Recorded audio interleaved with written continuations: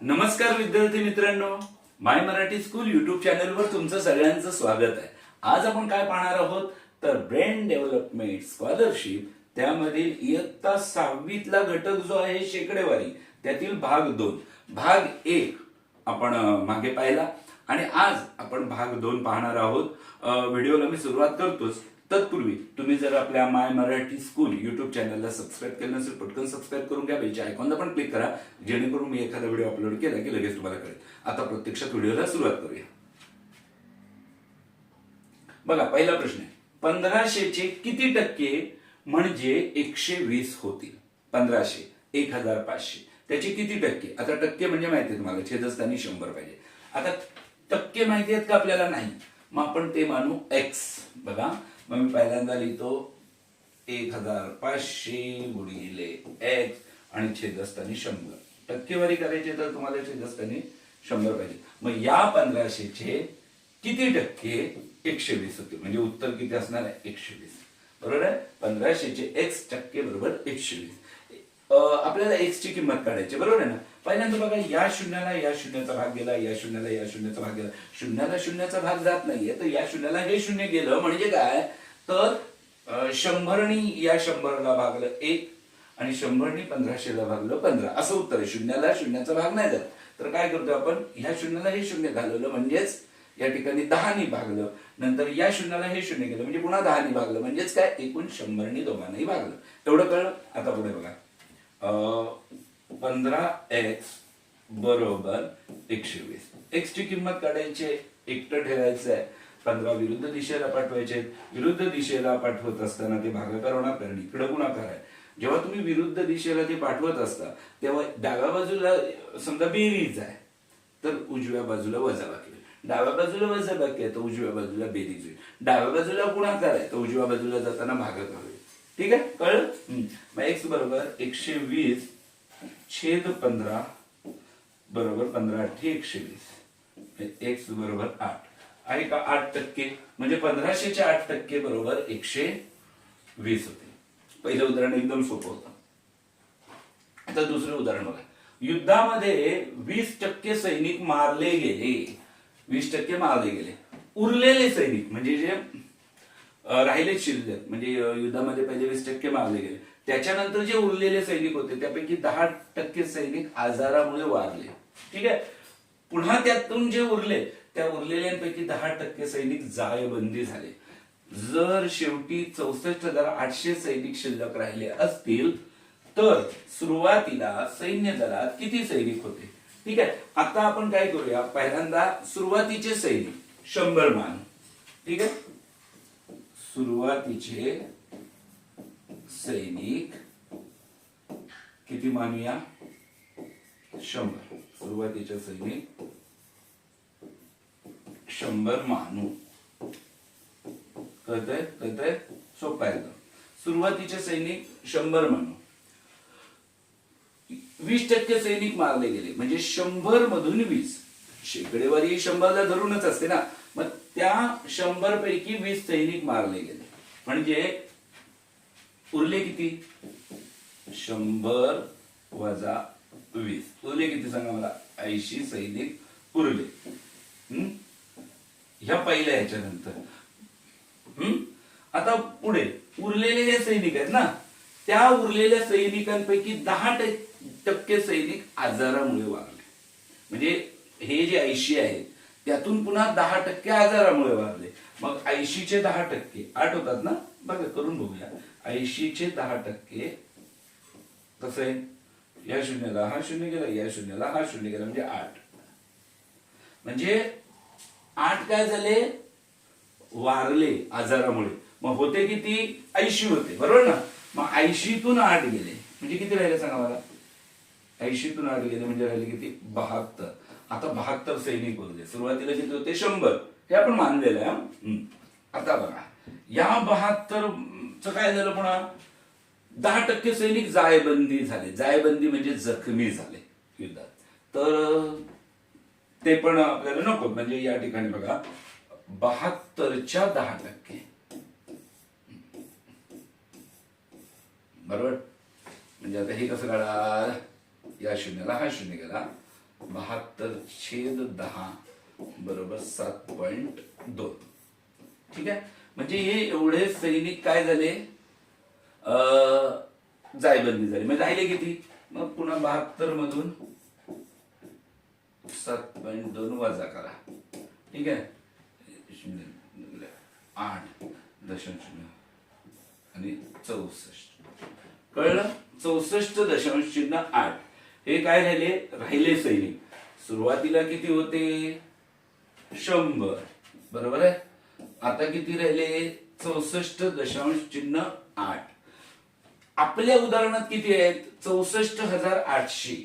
बघा, आपल्या उदाहरणात 64,800 बरोबर आहे, 64,800 आहे. बरोबर. मग आता मला सांगा, दशांश चिन्ह किती घर सरकवावं लागेल उजवीकडे, तर इथे बघा 1 2 3 3 घरे इकडे सरकवावं लागेल. म्हणजे याला कितीनी गुणायला लागेल, 1000नी. मग जर उजव्या बाजूला तुम्ही 1000ने गुणताय तर डाव्या बाजूला पण 1000ने गुणा. म्हणजे इकडे पुन्हा 3 शून्य द्या. म्हणजे बघा, हे 2 आहेत तसेच 1 2 आणि 3. म्हणजे किती होते सैनिक, 1,00,000. 1,00,000 सुरुवातीला सैनिक होते. हे बरोबर चिन्ह नाही, तर इकडे अशा पद्धतीने त्यातले 64,800 सैनिक शिल्लक राहिले. म्हणजे सुरुवातीला सैन्य दलात 1,00,000 सैनिक होते. हे समजलं. 100 मानले तेव्हा पहिले 20% गेले म्हणजे 80 राहिले. 80तले पुन्हा 10% गेले म्हणजे 72 राहिले. 72चे पुन्हा 10% गेले म्हणजे 7.2 राहिले. 7.2 गेले आणि 7.2 गेले म्हणजे ती वजाबाकी केली, 64.8 राहिले. 100 असताना, मग 1,00,000 असताना 64,800. मग आपण काय केले, इकडे 3 घरं जायला लागतं. म्हणजे 1000ने गुणलेलं आहे उजव्या बाजूला, तर डाव्या बाजूला सुद्धा आपण 1000ने गुणलं तर 100 गुणिले 1000 बरोबर 1,00,000. ठीक आहे, थोडं मोठं वाटत होतं पण आहे सोपं. एका वस्तूची किंमत 30% वाढली पण विक्री 10% घटली, कमी झाली, तर एकूण विक्रीत किती टक्के वाढ किंवा घट झाली. ठीक आहे, बघा, वस्तूची किंमत आपण 100 मानू. समजून घ्या, वस्तूची किंमत किती मानूया, 100. लक्षात येते, वस्तूची किंमत मानली 100, विक्री पण 100 झाली असं म्हणूया. त्या वस्तूची विक्री किती झाली समजा, तर विक्री पण मानूया 100. किंमत होती 100 आणि विक्री पण झाली 100. किती मिळाले रुपये ते बघू. म्हणजे एकूण विक्री, एकूण किती होणार, 100 गुणिले 100 बरोबर 1 लिहा आणि 4 शून्य द्या. हे कळते नाही, 2 शून्य 2 शून्य दिले म्हणजे झाले 10,000. ही झाली काय झाली, 10,000 एकूण विक्री. आता नंतर काय झालं, नंतर वस्तूची किंमत 30% वाढली. म्हणजे जी 100 होती त्याची 30% म्हणजे 30 म्हणजे 130 झाली. नंतरची किंमत समजून घ्या, नंतरची किंमत किती झाली, 130. बरोबर आहे. पण विक्री 10% घटली. विक्री 100 होती ती 10% घटली म्हणजे विक्री किती राहिली, 90. 100 वजा 10 90. ठीक आहे, एवढं कळलं. आता मग एकूण विक्री बघू.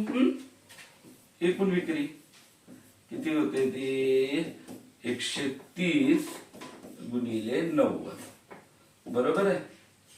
हे 2 शून्य देऊन टाका, 13 117 म्हणजे 11,700 झाली विक्री. म्हणजे वाढ झाली, किंमत वाढवली, विक्रीत जरी 10% घट झाली तरी विक्रीत वाढ झाली. ते म्हणजे बघा, इथे 11,700 तिथे 10,000 म्हणजे लहान आहे. आता ती किती वाढ झाली, किती वाढ झाली, विक्रीतील वाढ, तो वजाबाकी करायला लागेल ना. वाढ बरोबर काय करा, 11,700 वजा 10,000. ठीक आहे, हे एवढं कळलं बरोबर. 1,700 ही काय झाली, विक्रीतील वाढ. पण आपल्याला किती टक्के वाढ किंवा घट झाली असं विचारलंय. टक्केवारी काढायची. मग टक्केवारी कशी होईल, तर 1700 छेद 10,000. कारण मूळ किंमत घ्यायला लागते ना, गुणिले 100. हे एवढं कळतंय तुम्हाला? कळतंय. मग या शून्याला हा शून्य गेला, या शून्याला हा शून्य गेला, या शून्याला हा शून्य गेला, या शून्याला हा शून्य गेला. म्हणजे 17% वाढ झाली. 17% वाढ झालेली आहे. पर्याय ठीक आहे. कळलं? सोपं आहे ना? 45 ही संख्या 60च्या किती टक्के आहे? किती सोपं आहे. समजा मला परीक्षेत 60 गुणांपैकी 45 मिळाले, टक्केवारी कशी काढणार? 45 अंशात लिहिले, छेदस्थानी 60 लिहिले, गुणिले 100 घ्या. ठीक आहे. या शून्याला हा शून्य घालवा. 45 10 450 छेदस्थानी 6, 6 7 42, बाकी आली 3, 6 35. 45 मधून 42 गेले, राहिले किती? 3 ना. मग ते 3 इथे मांडले आणि 6 35 म्हणजे किती झाले? 75% आहे का ह्याच्यात? आहे. सोपं होतं की नाही एकदम? पुढे जाऊया. कोणत्या संख्येचे 18% म्हणजे 5400 होईल? ती संख्या आपल्याला माहिती आहे का? नाही. माहित नाही तर आपण काय म्हणतो? एक्स गुणिले 18% म्हणजे 18/100 बरोबर 5400. ठीक आहे. या संख्येचे 18% म्हणजे 5400. किती सोपं आहे सांगा मला? मग एक्स घ्या, बरोबर करा.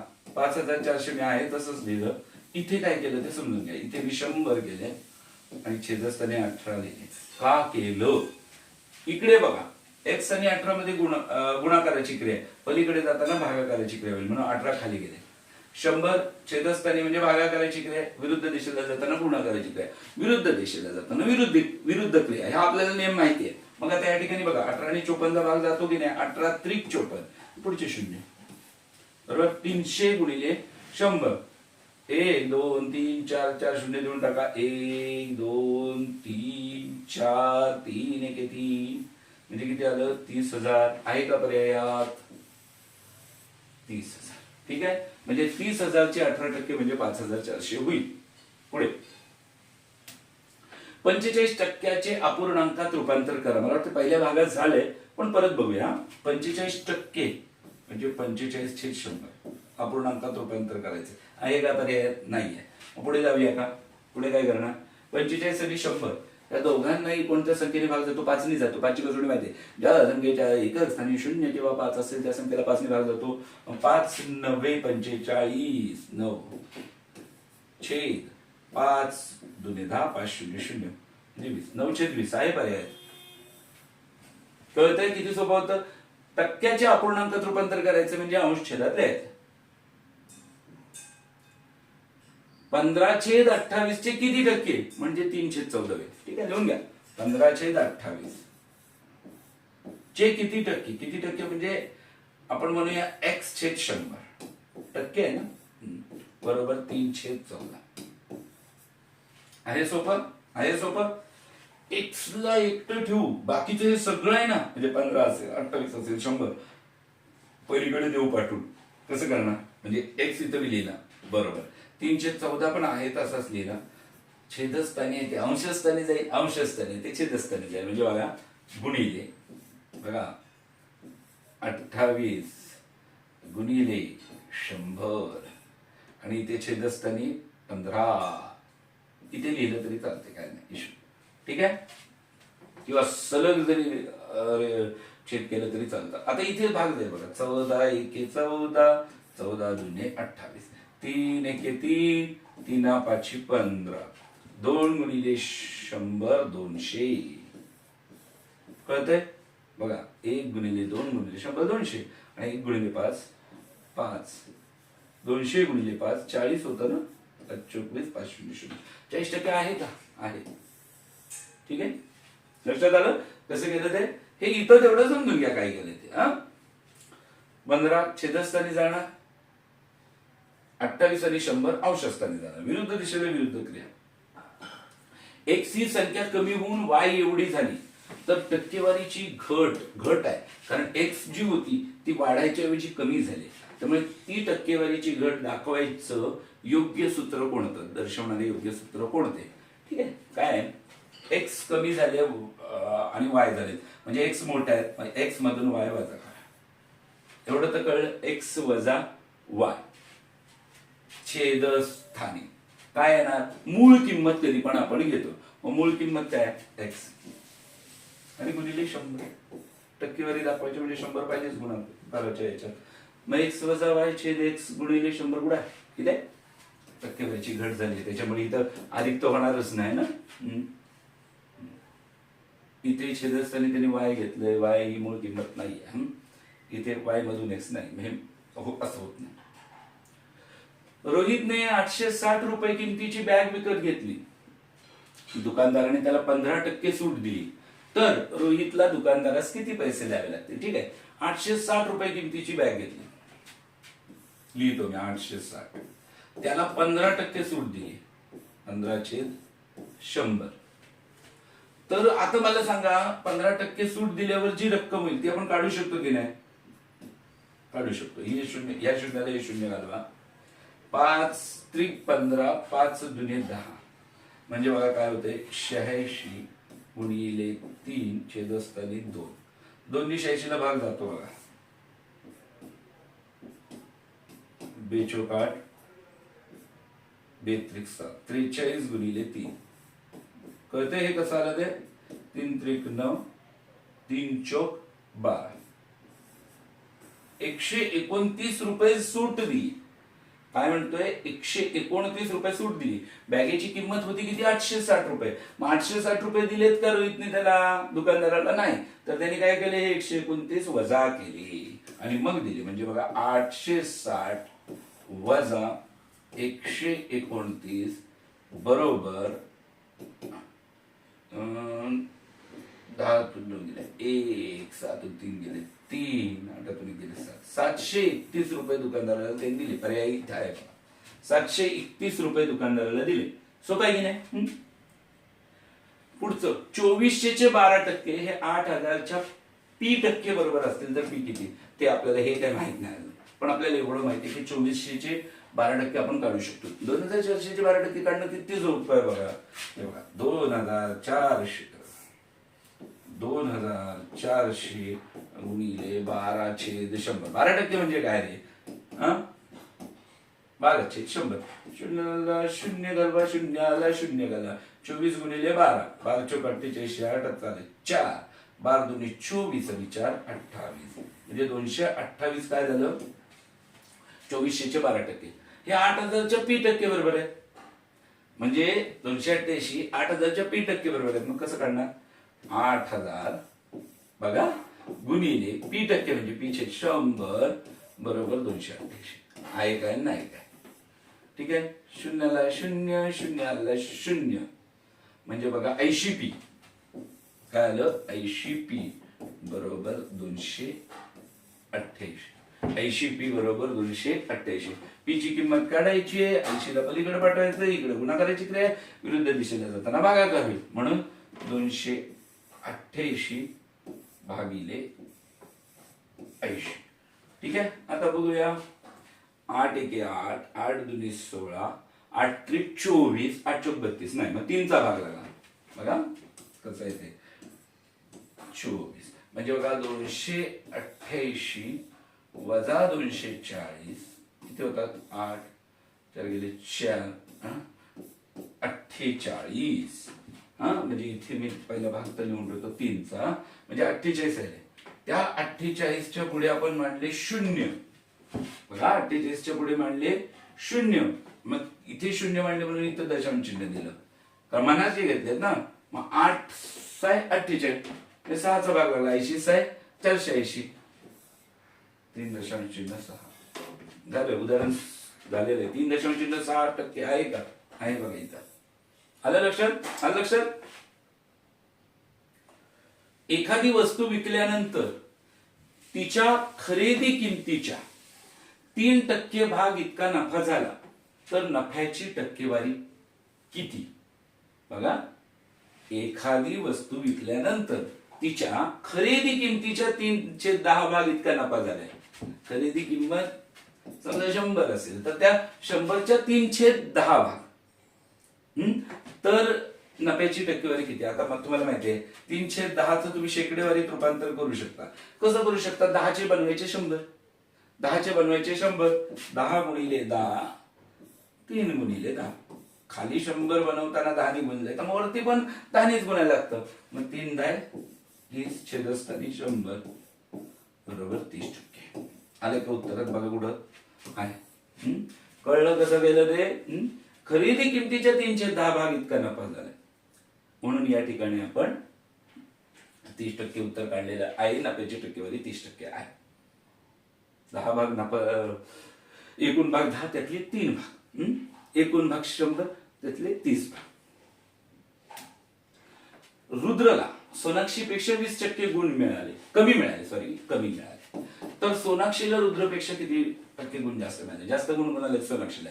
मग तिचे गुण झाले, सोनाक्षीचे गुण 100 गुण आहे. इथे सोनाक्षीचे गुण 100 आहे. आणि रुद्रचे किती? 20% कमी, म्हणजे किती होतील? 80 होतील ना. 100 मधून 20 गेले म्हणजे 80. ठीक आहे, लक्षात आलं? सोनाक्षीचे गुण 100 आहेत, रुद्रचे गुण 80 आहेत. तर सोनाक्षीला रुद्रपेक्षा किती टक्के गुण जास्त मिळाले? किती टक्के सोनाक्षीला जास्त मिळालेले आहे? तर याच्यासाठी काय करायचं? हे 80 घेतले खाली, किती गुण कमी मिळाले? तर 20 गुण कमी मिळाले. मग 20 गुणिले 100. ठीक आहे, 0 0 गेलं. 200/8 बरोबर 25. 8 दुने 16 केलेली 4 8 5 20. ठीक आहे. रुद्रपेक्षा 25% गुण जास्त मिळालेले आहेत. झालं आहे काय त्याच्यामध्ये? ज्या वेळेला जास्त विचारतील ना तेव्हा कमी घ्यायचं खाली, जेव्हा कमी विचारतील ना तेव्हा हे जास्त घ्यायचं. ठीक आहे, लक्षात आलं? आपण बीडीएस मधला जो शेकडेवारी घटक आहे तो आता पूर्ण समजावून सांगितलेला आहे. भाग 1 मध्ये काही उदाहरणं घेतली होती, भाग 2 मध्ये आणखी उदाहरणं घेतली. आता पूर्णपणे घटक तुम्हाला समजावून सांगितलेला आहे. आता तुम्ही गाईड मधलंही सोडवू शकता, मार्गदर्शिकेमधलंही, प्रश्नपत्रिका संचामधला कुठलाही प्रश्न तुम्हाला येईल आणि त्यातून नाही आला तर जरूर सांगा. व्हिडिओ जर तुम्हाला खरंच आवडला तर माय मराठी स्कूल युट्यूब चॅनलला लाईक, शेअर, कमेंट, सबस्क्राईब करायला विसरू नका. धन्यवाद.